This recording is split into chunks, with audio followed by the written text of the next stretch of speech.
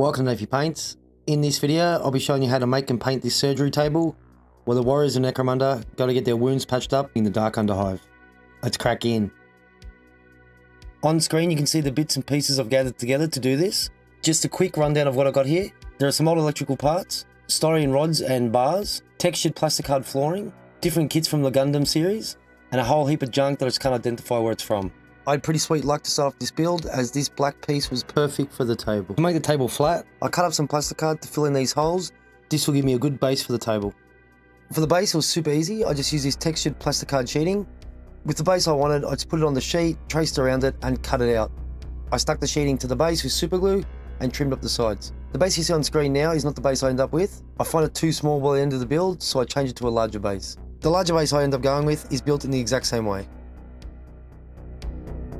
For the basic shape of the monitor, I've just simply got this CD player screen, cut away most of the board it was attached to, then glued this down to the top of a side sponson from a Land Raider kit. With these two basic things done, now I've got a good idea where the build's heading. I needed to extend the top of the table out, so I just used this piece of plastic here. This will give me the space I need to add some arms to the table later on. To get the right height for the table, I just stood a spare model next to the table. Doing this will give me a rough idea how long the pole needs to be. For the pole I used plasticard tubing, cut it to the height I needed, and glued that to the bottom of the table. To make sure the monitor and the operating table both stick to the base permanently, I've drilled a hole big enough so I can put the tube through and sit it flush with the bottom. For the base plate of the monitor, I've cut myself a piece of plasticard. I made sure the size goes from one side of the black piece of sponson across to the other. I filled in the front gaps with a couple of pieces of small plasticard. To start building up the sides of the monitor, I use these square rods, glued these into place and then cut them to size. Then cutting some offcuts of plasticard sheeting to size, I've made myself a couple of side panels and glued those into place. I've done the exact same thing, making the top and the back panel for the monitor. To bulk out the underside of the monitor, I've gone with these triangle plasticard rods, found the right angle I wanted, put down a bit of super glue, popped those on and cut them to size.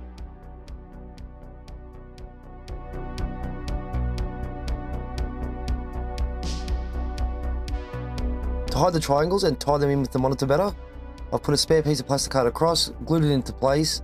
With a pair of clippers I've just cut it to size roughly. Then using my Stanley knife I've cut away the excess and shaved it back nice and flush.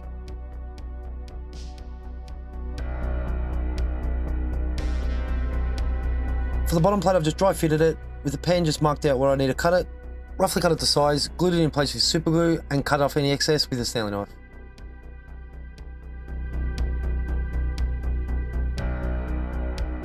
Digging through my bits box, I found this piece from an Ork kit.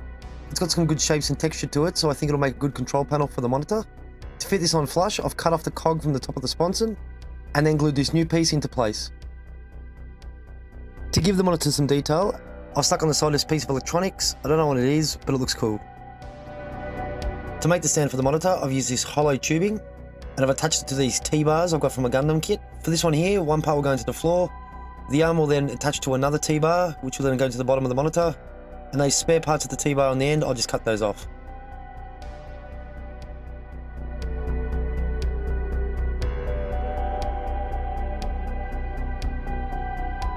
On the final stage of the monitor for now, I stuck this cog looking thing on the back to make it look like an old school TV. For the sides of the table, I've cut myself a piece of plasticard, glued that into place, repeated it for the other side, and also for the foot of the table. The reason for this was to give the table some surface area to glue some more stuff onto later. To give those bits of plasticard I just stuck on a bit more support, I glued into place some angled plasticard rod. For any overhang I just cut those off with some clippers and tidied them up with a hobby knife. This will not only strengthen the table, but make the appearance look a lot better.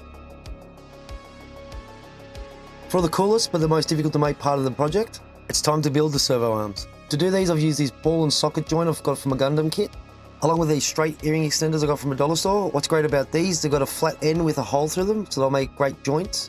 So to begin I drilled a hole into the Gundam piece, cut one of the ends off the earring extender, and placed the earring extender with some super glue on it into the hole. I've already glued into place two of these socket joints, popped our ball joint in. I didn't glue these into place right now, as I was waiting to place the body onto the bed. Once I place that down, I can get a better idea where and at what angle I want to place the servo arms. Here I've got a good start for 2 of the 6 servo arms.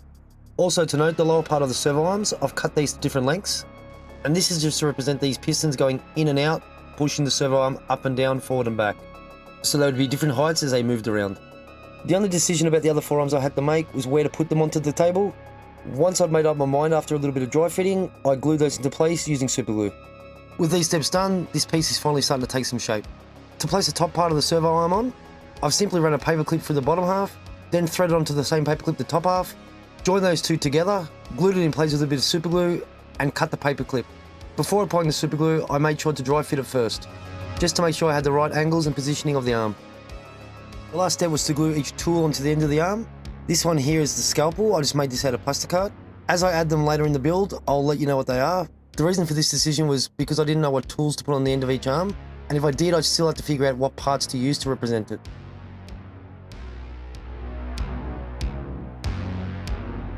Using a Necron Gauze Flower gun, I've used the tip of the weapon to represent a laser, and the axe underneath to represent a cleaver. I thought this little cog here will make a good circular saw. I've used a file to sharpen up the ends as they were too blunt and look a bit silly, and I've used a little piece of plasticard on each side just to cover over the hole in the middle.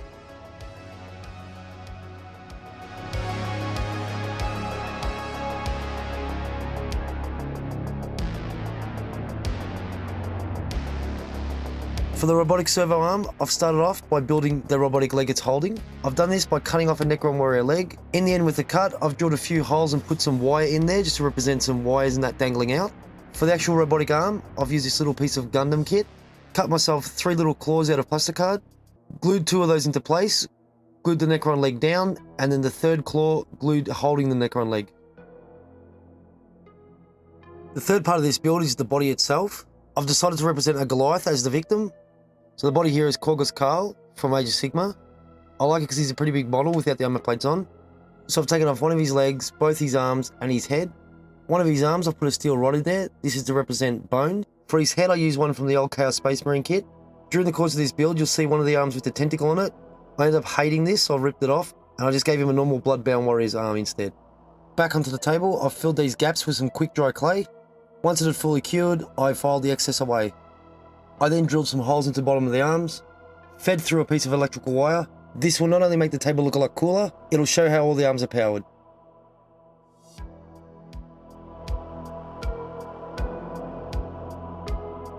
The head of the table now didn't look as good as the rest of the model, so I've glued a few bits from my bits box on here. Not only will this help tie the table back into the rest of the model, it'll also give me somewhere to plug in the ends of these wires. On each side of the table here I've glued 2 big vents, and under each arm I've glued 1 smaller one. To run this wire from the top of the table to the arms, I've drilled a hole under each of the side arms, run this wire on the inside of the bottom of the table, glued that into place. Then on each side of this table I've run the wire to the head of the table, drilled a hole and run that into the side of the top of the table here.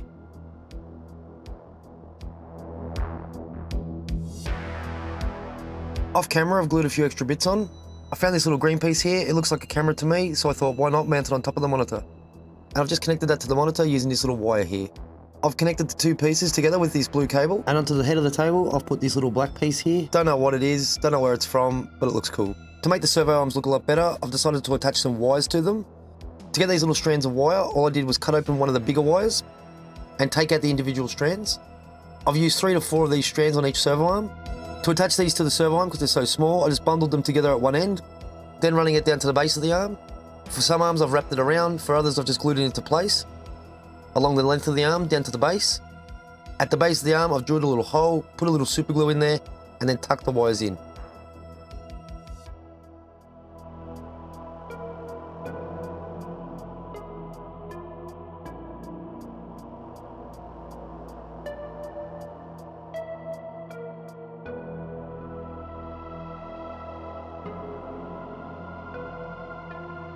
Here with some epoxy putty, I've just gone around the miniature, patching up any holes or gaps I might have. Using my hobby knife, I just put some cuts down the length of the table, just to show that the tools over time would be doing some damage.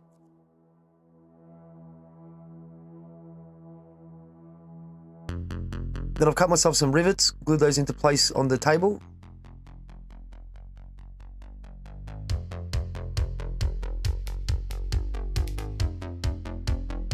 final part of this build is to make the body, and just using some epoxy putty, I've sculpted him some small and large intestines, a liver and a stomach. I've also built up his chest and abs, and filled in any gaps around his arms and neck. This is no sculpting masterpiece, but it'll get the job done for this project.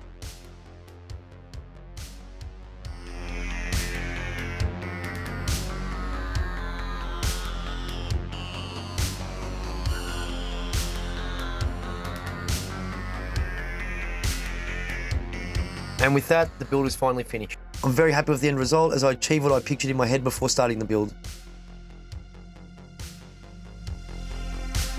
With that build, now it's onto the painting.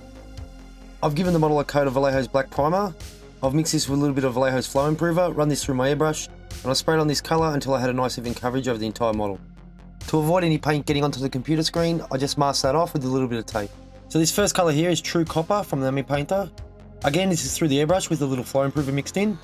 You apply this colour first, then over the top we'll put the chipping medium. This colour will show through once I chip off the paint later. This will give me a really great starting point for my rust effects. Okay, now it's on to applying the chipping medium. Again, this is run through my airbrush, but this time no flow improvers mixed in. I've given the entire model 2 thin coats of this medium. After applying the chipping medium, I'll let that dry for 20 minutes before applying another colour over the top. The next colour to go through the airbrush is Vallejo's Model Air White. With these Model Air colours, I find you don't need to mix any flow improver into the paint. With this colour, I've sprayed the entire model except the floor and the arms. I've applied a few thin coats until I had a nice even coverage of the paint. The final colour to apply through the airbrush is the Ami Painter's Plate Mail Metal. With this paint, I did mix in some flow improver. So I've just airbrushed this colour onto the floor just to speed up the painting time. But for the rest of the model, I've painted this on with a brush. And this was applied with 2 thin coats with no water added to the paint.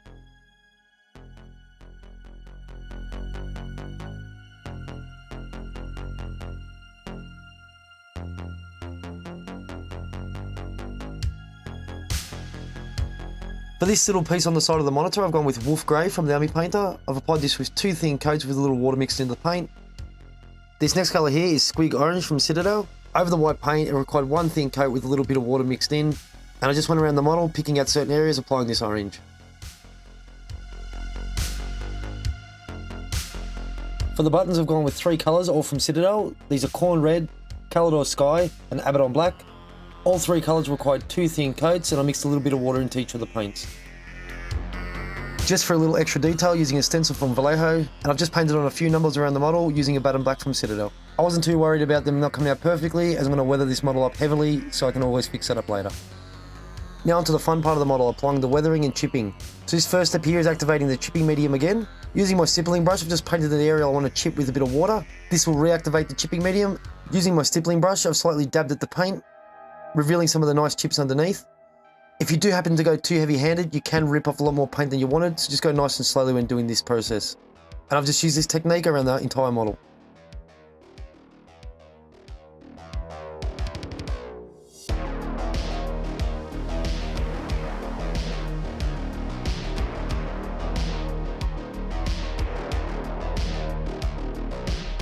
Now start applying the weathering effects. With all the weathering paints, I like to really vary up the amount of water I apply to the paint. The reason for adding the water is to get different shades from the paint and give the model a nice natural look. This first paint is Rust Texture from Vallejo, it's from their Enviromental range. For the floor, I apply the Rust Texture paint first, then using my finger I just smear it around. And varying up how many times I do this in each area, so sometimes I'll do it once, twice, 3, 4 times, so on and so forth. Just depending on the look I'm going for in that particular area, if I want it heavily weathered or just slightly weathered.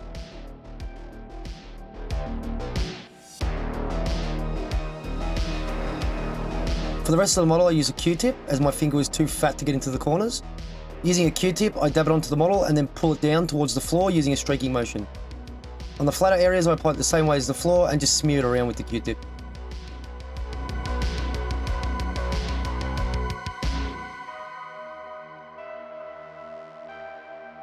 With that done, now it's time to paint the wires. For the wires, I've gone with 6 different colours.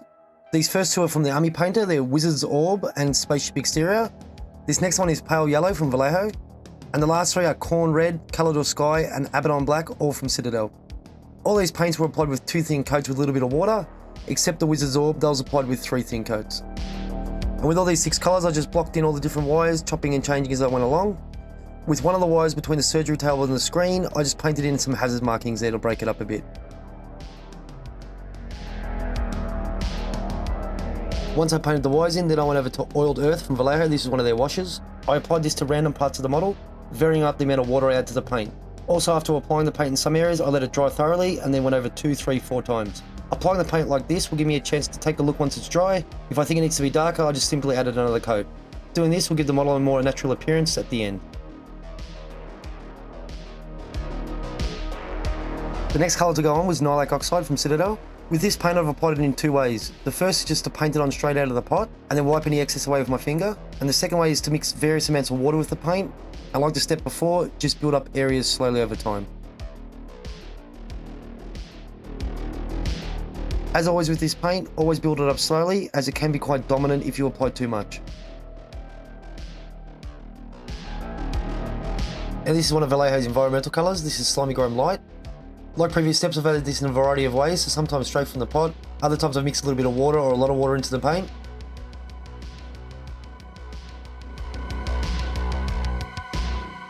These next 2 colours are from Vallejo's engine range. They're Petrol Spills and Fuel Stains. With these 2 paints, I've only added them to the mechanical areas of the model. So the joints on the arms, the ball sockets on the arms, and a few areas on the monitor. This is just to show grease and grime building up over time. So I started off adding the Petrol Spills first. Once I've applied that, I then went over to the fuel stains, as the 2 colours mixing together in certain areas would give the model a more realistic look. Also, I try to be very sparing with these 2 paints, not going over the top with them.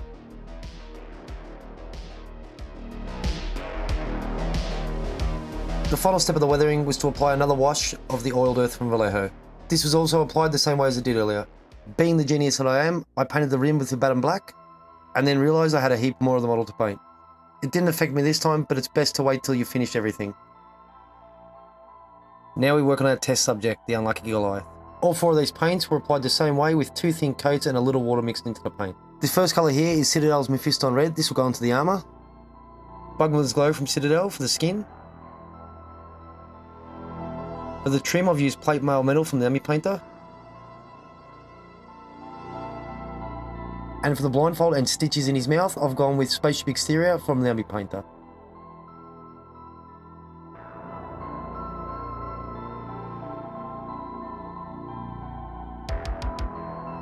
To highlight the skin, I've gone with the dry brush technique here, and I've done this in 3 steps. The first step was an 80-20 mix of Bugman's Glow and Spaceship Exterior. The second was a 70-30 mix of the 2 colours.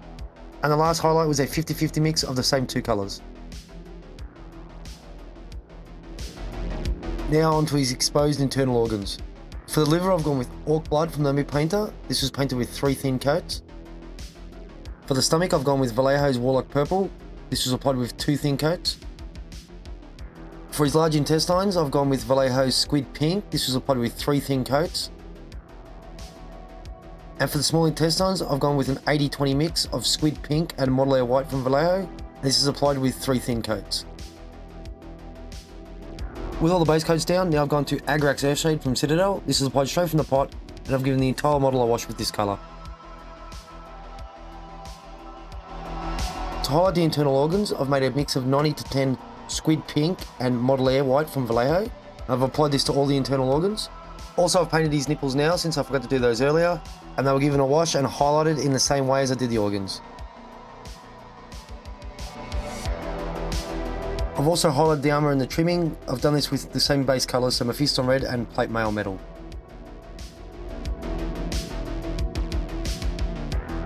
To paint the camera lens, I've started off with Mephiston Red from Citadel as a base coat. Then I've made myself a mix of 80-20 Mephiston Red and Squid Orange, and painted a little bit less of the lens, leaving the top right corner pure Mephiston Red. As I continued to move to the bottom left corner, I just kept adding some more Squid Orange to the paint. You can go back and forward between the colours until you're happy with the result.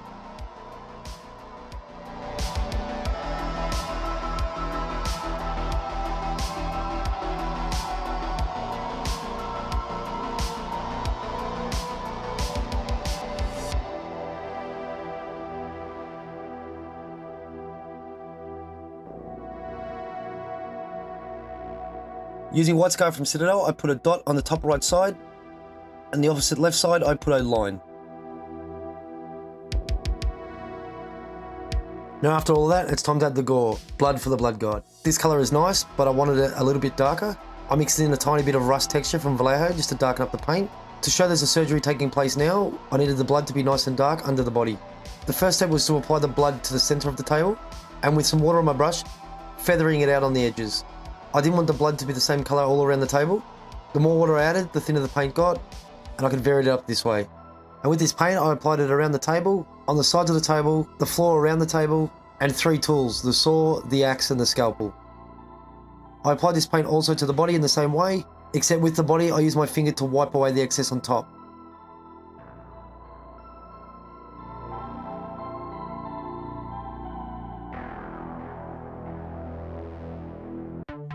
I repeated this process a few times just to build up the blood and gore over time.